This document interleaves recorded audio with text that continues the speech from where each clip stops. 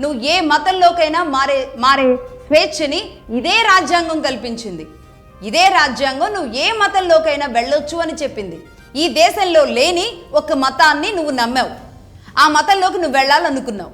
అంటే ఇక్కడ ఉన్న మనుధర్మశాస్త్ర ప్రకారం ఉన్న ఈ కుల వ్యవస్థని వద్దనుకున్నావు, ఇందులో ఉన్న విగ్రహారాధన వద్దనుకున్నావు, బైబిల్ చేతబట్టాలనుకున్నావు. అలాగే ఇక్కడ సంస్కృతి, ఇక్కడ సాంప్రదాయం ఇవేవి కూడా నాకు వద్దు అనేది కదా నిర్ణయించుకుంది. ఇక్కడ దేవుణ్ణి, ఇక్కడ సాంప్రదాయాల్ని, ఇక్కడ పద్ధతుల్ని, ఇక్కడ కులాన్ని అన్నీ వదిలేసి నువ్వు మరో మతంలోకి, మరో దేవుడి దగ్గరికి, అంటే ఇక్కడ రామాయణమో భగవద్గీత పట్టుకుంటే నువ్వు అక్కడికి వెళ్ళి బైబిల్ పట్టుకున్నావు. పూర్తిగా నీ వ్యవస్థ అంతా మార్చేసావు, నీ కట్టుబొట్టు అంతా మార్చేసావు, పూర్తిగా నీ విధానం మార్చుకున్నావు.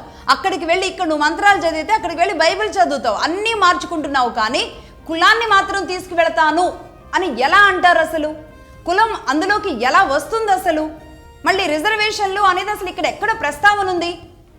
అలాగే హిందువులుగా ఉన్నవాళ్ళు, అంటే మా దళితులు, మా హిందువులుగా ఉన్న వాళ్ళు ఆ రిజర్వేషన్ల గురించి వాళ్ళకి ఎలా వర్తించాలి, వాళ్ళు ఏం చేసుకోవాలో అది మా హిందువులుగా ఉన్న మా దళితులు మాత్రమే ఆలోచించుకుంటారు. నువ్వు వెళ్ళిపోయావు, మరో మతంలోకి వెళ్ళిపోయిన తర్వాత అది నీ ఇష్టం.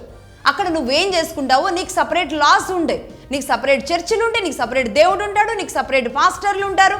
ఏది కావాలన్నా నువ్వు అక్కడ తేల్చుకోవాలి. అంతేగాని ఈ మతంతో తేల్చుకోవడం అంటే ఇది ఎలా సాధ్యపడుతుంది?